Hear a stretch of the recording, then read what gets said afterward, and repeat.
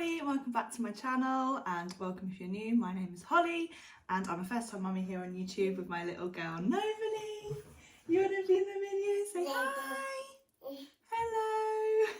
Hello. You're so cute.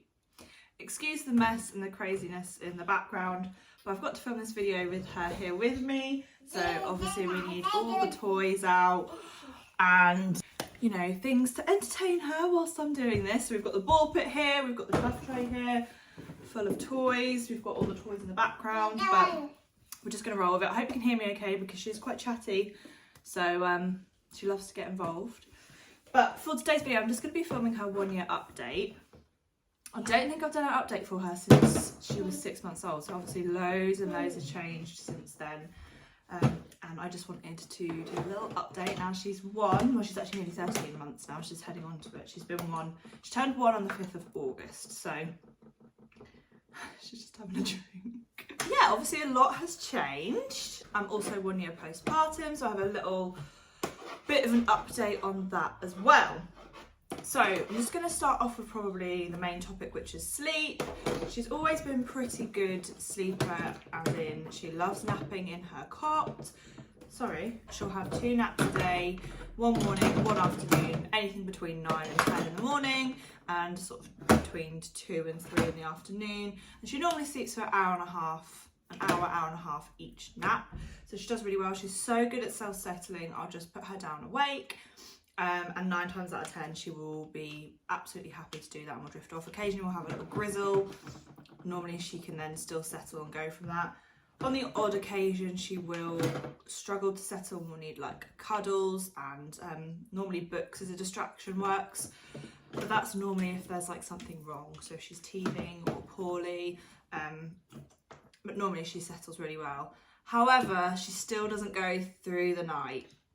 For some reason, she cannot drop her in the middle of the night bottle. I've tried so many times, I've tried so many different things, just ignoring her, offering her water, rocking her and shushing her back, and none of it works. All she does is just scream at me at the top of her lungs until she gets milk. But as soon as she gets that milk, within 5 minutes, she's back to sleep again. So for an easy life, I still just give her the milk. She is now on cow's milk, mainly. We kind of do a little bit of a mix because we were sort of in the middle of transitioning. Sorry, let's do these buttons. We were in the middle of transitioning from formula to cow's milk, and I still have like a tub, some formula left, so I just tend to mix it. But if we're out and about or in the middle of the night, I tend to just give her cow's milk. She doesn't drink it completely fridge cold. I just take the edge off it a little bit, but it's kind of more like room temperature to drink it. What are you doing in your forfeit? Yeah, she tends to drink it more like slightly more room temperature, because we used to use the Perfect Prep machine. That doesn't make bottles like really warm. It's so cheeky, you know the word no, shaking your head. No. You can't see her. No. She still has to have that bottle in the middle of the night. The health visitor did say to me she seems to be having quite a lot of bottles because she still has a few throughout the day. But to be honest with you, I'm just following her lead, and I did cut it down to only 2 bottles. She then got poorly and we ended up in hospital for a little while, and she doesn't drink much water.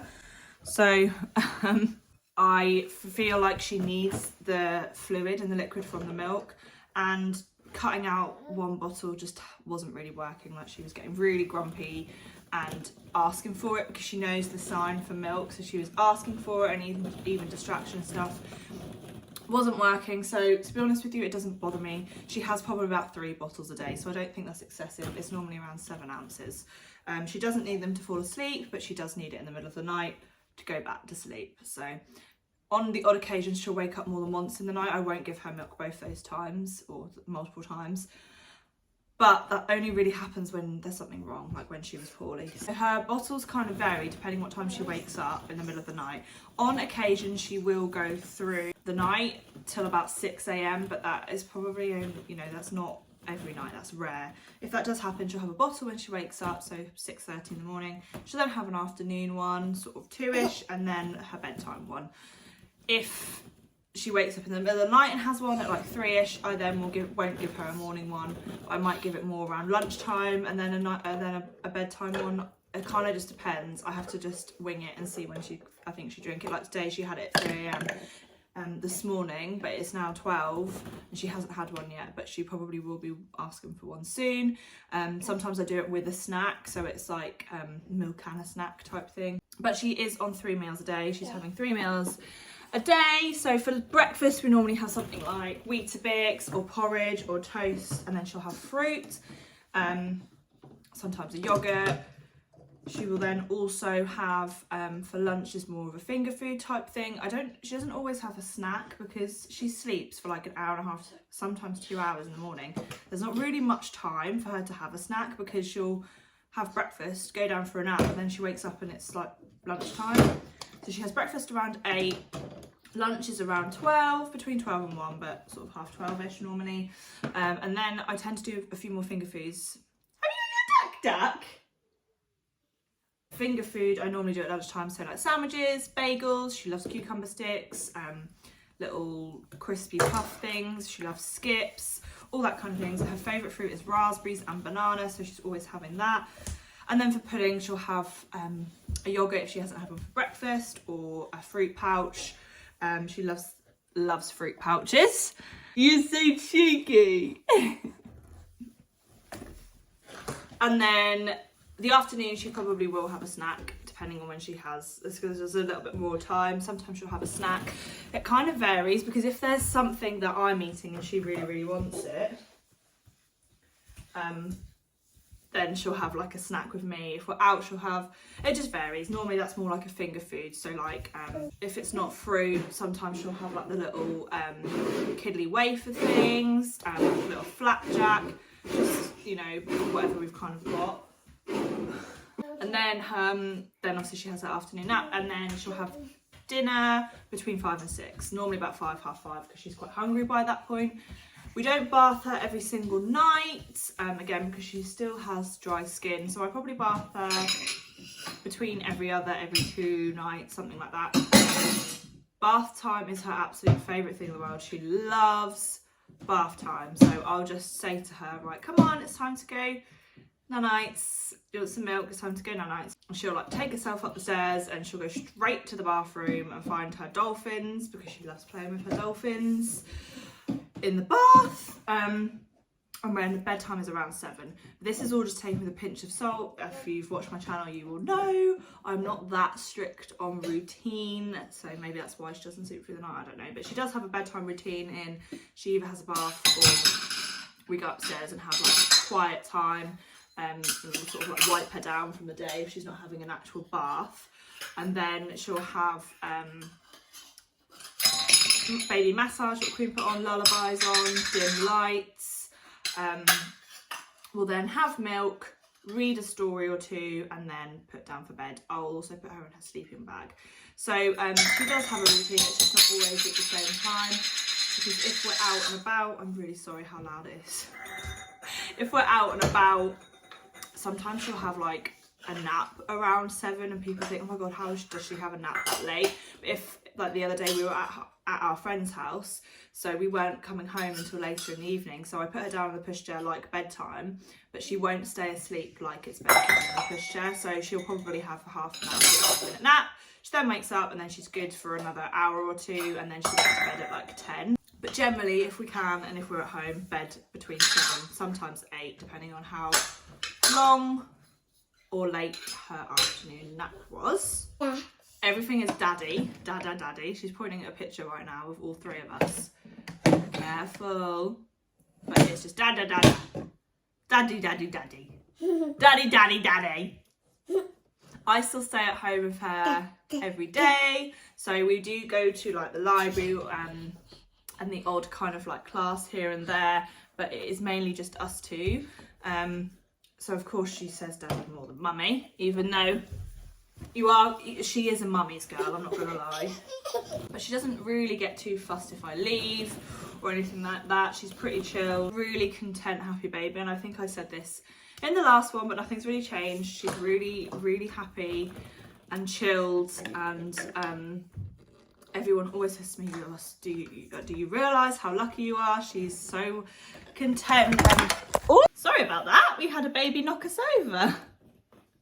Yeah, everyone says, like, do you realise how lucky you are? And I do, and I know she is really chilled and easygoing, so it obviously makes my life a lot easier. She's not really bothered if I leave, unless like she's really poorly or something's wrong, but she's literally into everything now, aren't you?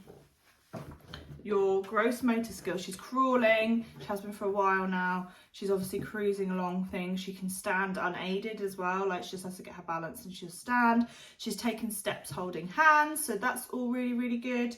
I don't think it's going to be too long until she's walking. Her favourite thing to do is, like, she loves climbing and pulling herself up on things and like clambering over everything, as you probably noticed just from this video. She's really good at problem solving, she loves exploring, problem solving. I try and let her work things out herself, obviously, unless it's dangerous and she needs intervention, but a lot of the time I try and let her work it out herself or give it a go, so she can just learn like that. So I'm just drinking my cup of tea. And she really, really loves exploring, she loves being independent. We have done a little bit of baby sign, so she does know some baby sign, and she will, like I said, sign for milk. We've kind of trying to do please and thank yous. So she's definitely got a really good understanding. Like I said, if I say like it's time for night, she'll go up to the stairs. And she's really good at animal noises. What noise does a dolphin make? Good girl. What noise does a dog make? Good girl. What noise does a monkey make? Yay. So she's really like a sponge at the minute. She's absorbing everything. She's picking up so much stuff. She knows like actions to songs. Her favourite song is If You're Happy and You Know It, 5 Little Ducks, and she actually loves happy when you sing happy birthday to her. She really enjoys dancing and bobbing around. Like if music comes on, she'll bob around. Her other favourite phrase is uh-oh. Uh-oh. So she will uh-oh. Before you've even dropped anything, you say uh-oh, don't you? You come in. How many teepees have you got? How many teepees have you got? Show everybody. You've got 2 on the bottom and 4 on the top. And they've been like that for ages, but she's definitely now got 1 coming in the bottom again. 3, 2, 1. And you can say Dada and Mama and Nana. Who's in this? Who's that? Who is it? Daddy and Mummy on their wedding day. She's doing really, really well with her swimming. I think in the last update I said that she enjoys her swimming, and she still does. We still go to Jumping Jack Splash swim school. And you love swimming, don't you? This is proving so difficult. This is not an easy video to film. I thought it was going to be fun. She's very strong-willed, very determined. She absolutely loves people, loves interacting, don't you? I did have to cut her fringe a little bit as well because her hair's getting quite long at the front and it has got some curls a bit coming at the back. My hair's kind of like a wavy, but when I was little it was really curly, so I don't know whether she's going to be getting that, and it's still quite light, her hair. Who's this? She's Tiger. Enjoying imaginative play a little bit, obviously not properly because she's only still really tiny, but she has a little teapot and teacups, and she'll pour cups of tea and pretend to drink it. She'll pretend to talk on the phone. She has a little phone in her kitchen. She'll try and talk on that. So she'll do stuff like that. So give the baby water. She has a little bottle, so she'll feed her that. Good girl. You're drinking loads of water today. That's good. Cheers. Oh, thank you. Like, she'll share her food and everything with me now as well. You just can't believe like how quickly they all change, and it just feels like she is just no longer, she's not a baby anymore. She's definitely you know, she's getting towards that toddler stage. She's her own little personality, her own self. She's learning so much. And you're just so clever, aren't you? Yeah, I don't know what else to say really, other than she's in 9 to 12 month clothes. I've just bought her some 12 to 18 month, which I have to haul for, so if that's not already on my channel, it'll be coming soon. But she's kind of still quite petite. I don't really know how much she weighs because I haven't weighed her recently, but she's like probably more of a petite, smaller side of a 1-year-old. She's really good at like she'll wave hello and goodbye to people, and she definitely recognises people now as well. And when I talk about family, she definitely knows who I'm talking about. She loves our dog Lily, and you know who Lily is, don't you? I think that's probably everything. I've just kind of really quickly tried to just cram it all in because I've, as you can tell, a bit preoccupied, haven't got much time, but I wanted to get this video filmed because I wanted to have this to look back on, and I wanted her a part of it as well, so I could see what she was like and what she was up to at this point. It's not going to be long until she's walking independently, and I'm sure even in the next few months she'll pick up even more stuff. But it's obviously one of those things that all babies develop completely differently at different times. So one baby might be doing one thing, good girl, and another might not be, but they might excel in one area, still working on another area. Like, it's just one of those things. And they will all get there. It's just in their own time. But if you do have any concerns about your child's development or how they're getting on, then just contact your health visitor or kind of like child support or something like that, whoever's in your area. I think, no, for us it's just one Norfolk. She actually hasn't had her 1-year-old immunisations yet because our doctors were delayed at sending the letter out, and then they've had no appointments, and she's been poorly, and we're actually going on holiday next week as well, so it's a bit crazy. But we obviously are going to be having her immunisations as well, but hopefully she'll be okay with that because it's literally a couple of days before we fly out to Ibiza. But hopefully she won't be too ill with it. I'm just going to dose her up with Calpol beforehand. My friend had her little girl had when she had hers, said that she wasn't poorly at all, so fingers crossed that's the same with you. Sorry guys, I just have a few side notes I need to add in whilst looking back at this video and remembering a few things I didn't mention. So I think I got distracted when I was saying about her eating. So for her 3rd meal of the day, she will have more of a puree. I do use a lot of pre-bought ones, or I will sometimes just blend up what she's having, what we're having. She'll kind of have a mix. So some things she'll have sort of more blended. I don't do it completely smooth, but still a bit lumpy, but more blended. Or I'll just give it to her as it is, and she can just kind of use her hands and, you know, to eat it, sort of like spaghetti and things like that. I've also given her it's like a metal spoon and fork, but it's designed for like babies and feeding themselves, so she'll sometimes use that. But if I want to actually get food into her, I use more of a puree and I'll spoon feed that, so sometimes I do a bit of both to make sure she's getting enough. And then I normally do like finger food with a puree as well, so she'll have like breadsticks and stuff like that. And then for pudding, she'll either have either a yogurt if she didn't have one earlier, or the fruit pouch, kind of like I alternate normally between those two. And as for me, 1 year postpartum, if you've watched my previous videos, you'll know that I had a 2nd degree tear, and I had a few issues surrounding that. It wasn't completely healed. It still is a work in progress, but I've been having physio. So it is definitely improved, and I'm pretty much there now. Been signed off on the physio, so that's really good progress, and I'm feeling a lot happier about that. So if you have any concerns about your recovery, then please get in contact and make sure you make sure you do follow it through, because like with me, the doctor told me many times there's nothing wrong, but there clearly was. So at least now I'm kind of stuck at it, and I've kind of made some improvements in that area. My body, a year postpartum, I found that this past like month, or maybe a month or two, I have been able to lose a little bit more weight. Not that you have to lose any weight after having a baby at all, but I just feel more like myself, basically. I was expecting, you know, everyone says 9 months in, 9 months out, you get to 9 months and you start to, you know, feel better, like feel more normal and back to yourself. But that wasn't the case for me. Now I'm a year postpartum, I'm definitely feeling a lot better, a lot more energy, more like myself. I kind of got back into my exercise, and I don't feel like I've just had a baby, whereas up until recently I really did feel like that. It's been a really long, slow process, and I'm definitely not back to pre-baby Holly. I honestly don't think I ever will be, because I've had a baby. Like, my body's different now in all sorts of ways, physically and mentally. It's just here eating our lunch.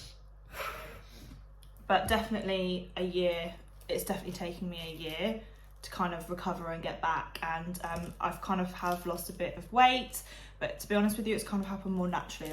I've been working out since she was about 2.5 months postpartum, and I've only really now noticed that my body's sort of changing, and kind of like my tummy's going down a little bit more. I've still got like a bit of an overhang, I think I always will, a little bit of a mum tum, but things seem to be kind of moving a bit faster now. It was kind of like my body was just in that stage. You're kind of in survival mode, I think, for a while as well. After having a baby, you have lack of sleep, you know, your body's just on this crazy amazing thing, so it takes a long time for you to recover.